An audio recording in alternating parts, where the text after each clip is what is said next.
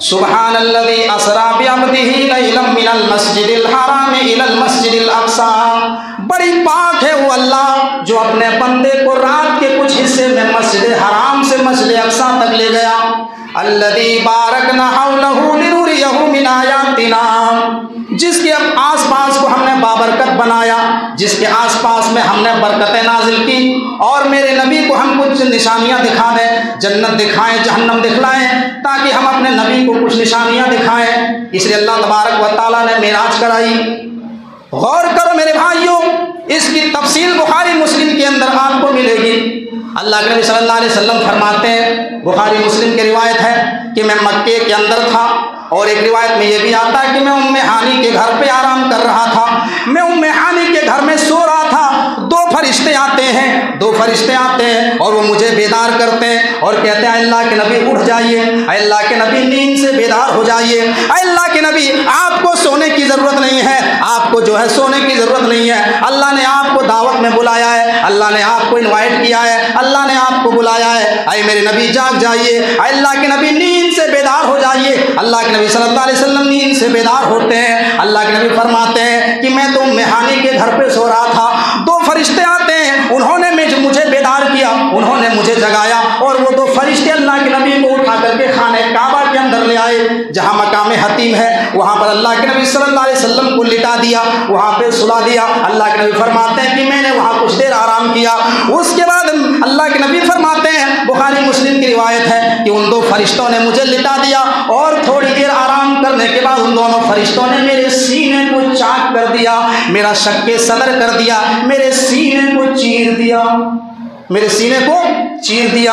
अल्लाह के नबी फरमाते हैं कि ये पूरा मंजर मैं अपनी आंखों से देख रहा हूँ। मेरे भाइयों, गोया कि यहाँ पर अल्लाह ताला दुनिया वालों को ऑपरेशन करने का तरीका बता रहा है। जी हाँ साहब, दुनिया के अंदर दो तरीके से ऑपरेशन किए जाते हैं, दो तरीके से। पहला तरीका क्या है? पहला तरीका यह कि इंसान को जिसका ऑपरेशन करना है उसे बेहोश कर दो, फिर उसका ऑपरेशन करो, जो ये पहला तरीका है। और दूसरा तरीका यह है कि उसको बेहोश ना करो, बल्कि जिस जगह ऑपरेशन करना है उस जगह में ऐसा इंजेक्शन लगाओ कि वो जगह ही साइलेंट हो जाए, वो जगह ही सुन हो जाए। मेरे भाइयों, आज जो साइंस के अंदर और मेडिकल साइंस ने ये तरक्की की है, ये जो दो तरीके से ऑपरेशन किए जाते हैं, ये दो तरीके भी हमको अल्लाह तबारक व तआला ने बताया है। मेरे भाइयों, पहला तरीका जो है ये बेहोश करने का जो तरीका है, बेहोश करके ऑपरेशन करने वाला, ये जो ऑपरेशन करने का ये जो तरीका है, ये अल्लाह ताला ने हमें बताया है। हमारे बाप आदम जन्नत के अंदर हैं, अकेले हैं, तने तरह हैं, सो गए, लेट गए, अकेले जन्नत में घूम रहे हैं, खा रहे हैं, मौज मस्ती कर रहे हैं, लेकिन अकेले मन नहीं लग रहा है, अच्छा नहीं लग रहा है। जन्नत में सो गए और जैसे ही नींद से बेदार होते हैं, जैसे ही नींद से उठते हैं, अल्लाह ताला उनकी पिछली से हव्वा को पैदा कर दिया। आदम जैसे ही सो के उठते हैं, देखते हैं कि बगल में एक औरत लेटी हुई है, बगल में हव्वा लेटी हुई है। गोया कि अल्लाह ताला ने बेहोशी की हालत में हजरत आदम का ऑपरेशन कर दिया। और दूसरा तरीका जो है सुन करने का तरीका, ये तरीका सबसे पहले मेरे नबी जनाब मोहम्मद रसूलुल्लाह सल्लल्लाहु अलैहि वसल्लम के साथ पेश आया।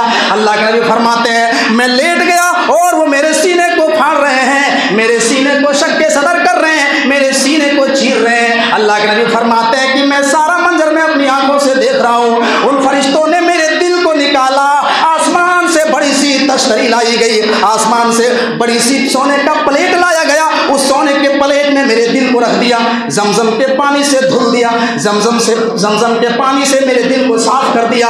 हर इंसान के दिल में एक गोश्त का एक लोथड़ा होता है, हर इंसान के दिल में एक लोथड़ा होता है। मेरे भाइयों, उसी गोश्त के लोथड़े में इंसान का जो कीना होता है, कपट होता है, जलन, हसद, सारी गंदगियां उसी खून के लोथड़े में होता है। मेरे नबी को इन तमाम गंदगियों से पाक करना था, इसलिए मेरे भाइयों, उन फरिश्तों ने मेरे नबी के दिल को जमजम के पानी से साफ कर दिया और उसको प्लेट में रखा। जब जमजम के पानी से धुल दिया, दिल को साफ कर दिया, और फिर अल्लाह के नबी फरमाते हैं कि दिल को धोने के बाद मेरे सीने पर रख दिया, और फिर फरिश्तों ने हाथ रखा, मेरा सीना सही हो गया, मेरा दिल सही हो गया, मैं पहले की तरह नॉर्मल हो गया। उसके बाद इमाम कायनात फरमाते हैं, तुम्मा ऊतीतु बिताबतिन अबयज़ युकालु लहुल बुर्राक। आका फरमाते हैं, मेरे नबी जनाब मोहम्मद रसूलुल्लाह फरमाते हैं, लोगों उसके बाद मेरे सामने एक ऐसी सवारी को लाया गया, युकालु लहुल बुर्राक, जिसका नाम बुर्राक था। अरबी में बर्क के माने बिजली क्या होता है, इसका नाम बुर्राक इसलिए पड़ा। इमाम कायनात फरमाते हैं कि कि जहाँ तक मेरी नज़र जाती थी इसका पहला कदम वहाँ पर होता था, इसलिए उसका नाम बुर्राक पड़ा। अल्लाह के नबी फरमाते हैं मेरे सामने एक ऐसे जानवर को लाया गया जिसका नाम युकालु लहुल बुर्राक, उसका नाम बुर्राक था। वो बुर्राक का कलर कैसा था? बुर्राक का कलर अल्लाह के नबी फरमाते हैं अबयज़, सफ़ेद रंग की थी, वाइट कलर की थी। फौकल हिमार व दूनल बगल, बुर्राक का साइज क्या था? गधे से बड़ा था और खच्चर से छोटा था। सफ़ेद रंग जिब्राइल लेकर के आए। अल्लाह के नबी सल्लल्लाहु अलैहि वसल्लम से कहा गया आए मेरे नबी इस जानवर के ऊपर सवार हो जाइए, आए मेरे नबी इस जानवर के ऊपर बैठ जाइए। अल्लाह के नबी सल्लल्लाहु अलैहि वसल्लम फरमाते हैं मैं बुर्राक के ऊपर सवार हुआ। जैसे ही मैं बुर्राक की तरफ कदम बढ़ाया, मैं जैसे ही बुर्राक की तरफ चढ़ने के लिए चला, बुर्राक उछलने लगा, बुर्राक फुदकने लगा, बुर्राक डर गया। जिब्राइल ने बुर्राक के कान में कहा बुर्राक तुझे कूदने की जरूरत नहीं है, तुझे फुदकने की जरूरत नहीं है, तुझे मालूम नहीं कि आज तेरी पीठ के ऊपर कौन सी हस्ती सवार होने वाली है। आज तक इससे ज्यादा पाकीज़ा और मुबारक हस्ती तेरी पीठ के ऊपर सवार ही नहीं हुई। बुर्राक ने सुना तो एकदम पसीना पसीना हो गया। बुर्राक ने जब ये सुना बुर्राक खामोश हो गया। फ़हुमिलतु अलैहि, मैं बुर्राक के ऊपर सवार हो गया। अल्लाह के नबी फरमाते हैं मैं जैसे ही बुर्राक के ऊपर सवार हुआ, बुर्राक उड़ने लगा, हवाओं से बातें करने लगा, बुर्राक आसमान में उड़ता जा रहा है। अल्लाह के नबी फरमाते हैं कि जहाँ तक मेरी नजर जाती थी बुर्राक का पहला कदम वहाँ तक होता था। मेरे भाई उसकी पेशीन गोई करते हुए भागवत पुराण में कहा गया अश्वमा सुरमा रूहा देव दत्त जगतपति, अंतिम महर्षि को, आखिरी नबी को ईश्वर की तरफ से घोड़ा मिलेगा, ईश्वर की तरफ से वो घोड़ा मिलेगा। सुगमारूहा, सुग माने रफ्तार से चलना, मारूहा बिजली से भी ज्यादा तेज रफ्तार से चलने वाला घोड़ा। और आखिरी नबी उस घोड़े पर बैठ कर के आसमान का सफर करेगा, आकाश यात्रा करेगा। अल्लाह के नबी फरमाते हैं कि बुर्राक आसमान में उड़ता जा रहा है, जहां तक मेरी नजर जा रही है बुर्राक का पहला कदम वहां तक जा रहा है। अल्लाह के नबी फरमाते हैं कि बुर्राक हवाओं से बातें करने लगा, हवाओं में उड़ रहा है। अल्लाह के नबी फरमाते हैं कि अभी बुर्राक कुछ ही दूरी पे चला था कि एक जमीन पे आके रुक गया, एक जमीन पे आके रुक गया। मैं बुर्राक से नीचे उतरा, जिब्राइल भी नीचे उतरे। मैंने कहा जिब्राइल कहाँ ले आए, मस्जिद हराम से यहाँ क्यों ले आए, ये कौन सी जगह है? हजरत जिब्राइल फरमाते हैं अय अल्लाह के नबी ये फलस्तीन की सरजमीन है, ये अक्सा की सरजमीन है, ये वो सरजमीन है जहाँ हजरत दाऊद अलैहिस्सलाम रहा करते थे, ये वो सरजमीन है जहाँ हजरत इब्राहिम रहा करते थे, जहाँ हजरत ईसा अलैहिस्सलाम रहा करते थे। ये अंबिया की सरजमीन है, ये नबियों की सरजमीन है। और हम मस्जिद अक्सा में आ गए हैं, हम बैतुल मुकद्दस में आ गए हैं। उसके बाद अल्लाह के नबी फरमाते हैं फरबतुहु बिल हलकतिल लती यरबितु बिहिल अंबिया, मैंने बुर्राक को उस पत्थर से बांध दिया जहाँ तमाम अंबिया इकराम अपनी अपनी सवारी को बांधा करते थे। मैंने उस जानवर को पत्थर से बांध दिया जहाँ तमाम अंबिया इकराम अपनी अपनी सवारी को बांधा करते थे। उसके बाद अल्लाह के नबी फरमाते हैं मैं मस्जिद अक्सा के अंदर दाखिल हुआ, मैं बैतुल मुकद्दस के अंदर मस्जिद अक्सा के अंदर दाखिल हुआ।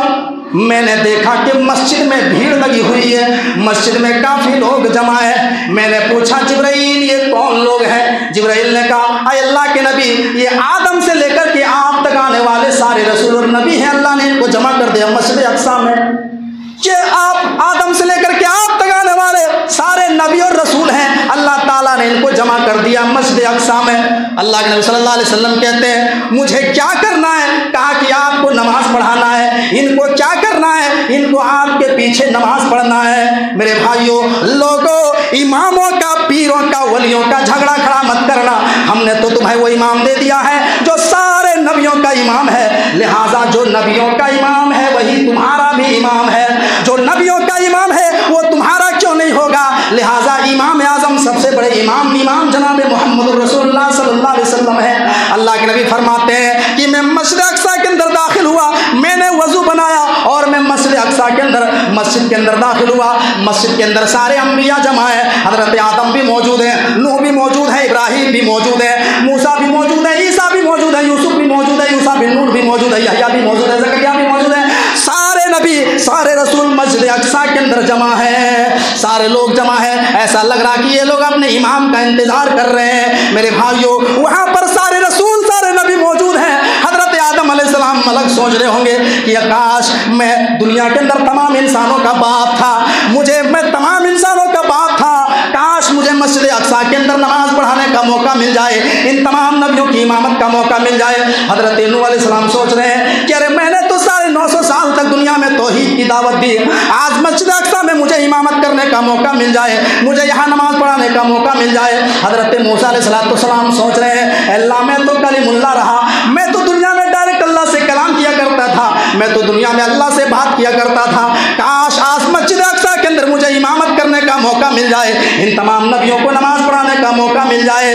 अल्लाह के नबी फरमाते हैं कि अभी ये सारे नबी सोच रहे होंगे, हजरत जिब्राइल ने अल्लाह के नबी सल्लल्लाहु अलैहि वसल्लम के दोनों कंधों को पकड़े और सफ़ों को चीरते हुए मस्जिद अक्सा के मुसल्ले पे लाके खड़ा कर दिया और कहा कि अल्लाह के नबी खुश हो जाइए, इन तमाम नबियों की इमामत का ताज अल्लाह ने आपके सर पर रखा है। अल्लाह के नबी मुझे पूरब से लेकर के पश्चिम तक, उत्तर से लेकर के दक्षिण तक, मशरिक से लेकर के मगरिब तक, शिमाल से लेकर के जुनूब तक, आपसे ज़्यादा साफ दिल इंसान मैंने किसी को पाया ही नहीं है। अल्लाह के नबी आपके ऊपर इन तमाम नबियों की इमामत का ताज अल्लाह ने आपके ऊपर रखा है, इन तमाम नबियों को आप नमाज पढ़ाइए। अल्लाह के नबी फरमाते हैं, मुस्लिम की रिवायत है, फसल्लैतु फीही रकातैन, अल्लाह के नबी ने मस्जिद अक्सा में तमाम नबियों को नमाज पढ़ाई। मेरे नबी के पीछे आदम ने नमाज पढ़ी, नूह ने मेरे नबी के पीछे नमाज पढ़ी, इब्राहिम ने मेरे नबी के पीछे नमाज पढ़ी, मूसा ने मेरे नबी के पीछे नमाज पढ़ी, ईसा ने मेरे नबी के पीछे नमाज पढ़ी, तमाम नबियों ने मेरे नबी के पीछे नमाज पढ़ी। तो मेरे नबी कौन है? मेरे नबी इमामुल अंबिया हैं, तमाम नबियों के इमाम हैं, तमाम नबियों। और एक बात बताऊं मेरे भाइयों, बहुत पॉइंट की बात बता रहा हूं, जो इमामुल अंबिया होगा, जो इमामुल अंबिया होगा वही तो इमाम आज़म होगा, जो इमामुल अंबिया होगा वही तो इमाम आज़म होगा। आज लोग कहते हैं हमारे इमाम आज़म, हमारे इमाम आज़म, तुम्हारे इमाम कौन सा इमाम? इमाम आज़म अगर कोई है तो वो सिर्फ और सिर्फ जनाब मोहम्मद रसूलुल्लाह सल्लल्लाहु अलैहि वसल्लम है।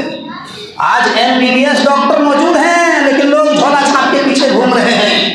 ये झोला छाप की डिग्रियाँ जिसको हमें और आपने दी है और हम जिसको इमाम मान रहे हैं, उसको इमामत की डिग्री किसी इंसान ने नहीं बल्कि अल्लाह रब्बुल आलमीन ने दी है। फरमाया मोहम्मद रसूलुल्लाह, मोहम्मद अल्लाह के रसूल हैं। मोहम्मद ये नाम है, मोहम्मद नाम, रसूल ये होता है डिग्री, मनसब, पोस्ट, और ये पोस्ट दिया किसने? अल्लाह के रसूल है। तो जो अल्लाह के रसूल है, जिसको अल्लाह ने इमाम बनाया वो सबसे बड़ा इमाम होगा, जिसको आपने बनाया वो सबसे बड़ा इमाम होगा। लेकिन लोग कहते हैं साहब नहीं, हमारे इमाम सबसे बड़े हैं, हमारे इमाम फला, हमारे इमाम अबू हनीफा सबसे बड़े इमाम हैं, इमाम शाफी हमारे इमाम ये हैं। इमाम आज़म मेरे भाई अगर कोई है तो वो सिर्फ और सिर्फ जनाब मोहम्मद रसूलुल्लाह सल्लल्लाहु अलैहि वसल्लम। आज अफसोस का मकाम है, लोगों ने 4 अलग अलग रास्ते बना दिए हैं, 4 अलग अलग रास्ते कहते हैं, 4 इमाम, चारों बरहक, चारों जन्नती हैं, चारों को फॉलो करो इंशाअल्लाह ताला जन्नत आपको पक्की हो जाएगी। चारों को फॉलो करो, 4 इमाम है, चारों बरहक, चारों जन्नती। जबकि चारों के मेरे भाइयों कौल में बहुत ज़्यादा इख्तिलाफ, एक कह रहा घोड़ा हराम, दूसरा कह रहा मकरूह। इमाम साहब कौन सही? दोनों सही हैं, दोनों कैसे सही हो सकता है? 2-2 कितना होता है? एक सवाल है। 2-2 4 होता है, 2-2 4 होता है। एक ने कहा 2-2 4 होता है, दूसरे ने कहा नहीं 2-2 5 होता है, तीसरे ने कहा नहीं 6 होता है, चौथे ने कहा 2-2 7 होता है। चारों लड़ बैठे साहब, चारों ने इख्तिलाफ कर दिया। एक ने कहा कि 2-2 4 होता है, दूसरे ने कहा नहीं 2-2 5 होता है, तीसरे ने कहा 2-2 6 होता है, चौथे ने कहा 2-2 7 होता है। अब चारों इख्तिलाफ कर बैठे, गए मुफ्ती साहब के पास, मुफ्ती साहब हमारा मसला हल कर दीजिए, चारों में से कौन हक पर है, कौन सही है? मुफ्ती साहब ने कहा चारों सही है, चारों हक पर। पागल है? हमको रांची के पागल खाना में भर्ती कर दो। अरे चारों सही कैसे हो सकता है? 2-2 4 ही होता है, दुनिया जानती है 2-2 4 होता है। अब तुम कह रहे 5 भी सही, 6 भी सही, 7 भी सही, 8 भी सब सही। बताइए साहब, गाय गाभिन घोटो गाभिन? ये नहीं मेरे भाइयों, इस दुनिया में इमाम आज़म अगर कोई है तो एक ही इमाम आज़म है, और वो हमारे आखिरी नबी जनाब मोहम्मद रसूलुल्लाह सल्लल्लाहु अलैहि वसल्लम, जिसको अल्लाह ताला ने इमाम बनाया, जिसको बाकायदा अल्लाह ने इमाम बना करके मस्जिद अक्सा में तमाम नबियों को जमा करके एक पीछे खड़ा कर दिया, और मेरे नबी को आगे खड़ा करके 2 रकात नमाज मेरे नबी ने पढ़ाई, और ये साबित कर दिया कि इस दुनिया में अगर कोई सबसे बड़ा इमाम है, इमाम आज़म कोई है, तो वो है जनाब मोहम्मद रसूलुल्लाह सल्लल्लाहु अलैहि वसल्लम।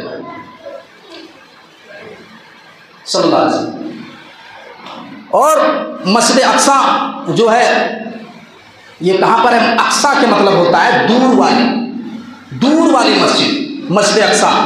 अल्लाह के नबी फरमाते 3 ही मसाजिद हैं, 3 ही मसाजिद की तरफ जो है सवाब की नियत से सफ़र किया जाएगा। ला तुशद्दुर रिहाल इल्ला इला सलासति मसाजिद अल मस्जिदिल हराम वल मस्जिदिल अक्सा व मस्जिदी हादा। अल्लाह के नबी फरमाते हैं कि 3 मस्जिदें ऐसी हैं जिसकी तरफ सवाब की नियत से सफ़र किया जाएगा। वो पहली मस्जिद, और तीनों मस्जिद जो है, तीनों मसाजिद इंडिया के अंदर एक भी नहीं है। तीनों में से एक भी मस्जिद इंडिया के अंदर नहीं है, वो दूर ही में है। अल मस्जिदिल हराम, मस्जिद हराम जो खाने काबा है, जहाँ लोग पूरी दुनिया के लोग जाते हैं, नमाज पढ़ते हैं, तवाफ करते हैं, वो मस्जिद हराम है। और दूसरी मस्जिद मस्जिद अक्सा जो फ़लस्तीन में है, और तीसरी मस्जिद मस्जिद नबवी जो मदीना के अंदर है। और तीनों की फजीलत ये है, अल्लाह के नबी सल्लल्लाहु अलैहि वसल्लम ने फरमाया, जिसने 1 रकात खाने काबा के अंदर कोई नमाज पढ़ी, 1 रकात जिसने खाने काबा के अंदर नमाज पढ़ी, उसको 1 लाख रकात के बराबर सवाब मिलता है। खाने काबा में अगर मक्का में जाकर के वहाँ पर अगर किसी ने 1 रकात नमाज पढ़ी और आप इंडिया में 1 लाख रकात पढ़ेंगे, तब जाकर के 1 रकात का मुकाबला करते हैं। एक रकात 1 लाख रकात के बराबर। और मस्जिद नबवी जो मदीना में मस्जिद है, उस मस्जिद में 1 रकात नमाज पढ़ने पर 1000 रकात के बराबर सवाब मिलता है। 1 रकात 1000 के बराबर। और मस्जिद अक्सा जो है, जो फ़लस्तीन वाली मस्जिद है, वहाँ पर नमाज पढ़ने से अल्लाह के नबी फरमाते हैं कि वहाँ पर 1 रकात 500 रकात के बराबर है, 1 रकात 500 नमाज के बराबर। तो यही 3 मस्जिदें हैं जिसकी तरफ जो है सवाब की नियत से सफ़र किया जाएगा। आज जो है लोग सवाब की नियत से न जाना कहाँ लोग सफ़र कर रहे हैं। कोई बगदाद का सफ़र कर रहा है, कोई अजमेर का सफ़र कर रहा है, कोई कचौचा का सफ़र कर रहा है, कोई बदायूं का सफ़र कर रहा है, कोई सारत जा रहा है, कोई यहाँ जा रहा है, कोई वहाँ जा रहा है। मेरे भाइयों, सवाब के गर्ज से इन्हीं 3 मस्जिद की तरफ सफ़र किया जाएगा बस। उसके बाद कहीं लोग कहीं पर जाकर के चले जाएँ, ज़ियारत कर लें, तवाफ़ कर लें, कुछ मिलने वाला नहीं है सिवाय गुनाह के। वही मस्जिद अक्सा है जो फ़लस्तीन में, जहाँ पर अल्लाह के नबी ने तमाम नबियों की इमामत कराई। और मस्जिद अक्सा वहाँ पर जो मेरे भाइयों 27 एकड़ जगह है, 27 एकड़ जहाँ पर मस्जिद अक्सा है, और 27 एकड़ पर मुश्तमिल बाउंड्री लगी हुई है। वहाँ सिर्फ मस्जिद अक्सा ही नहीं है, वहाँ पर 4-5 मस्जिदें हैं। मस्जिद उमरी है, मस्जिद किबली है, और भी मस्जिदें हैं।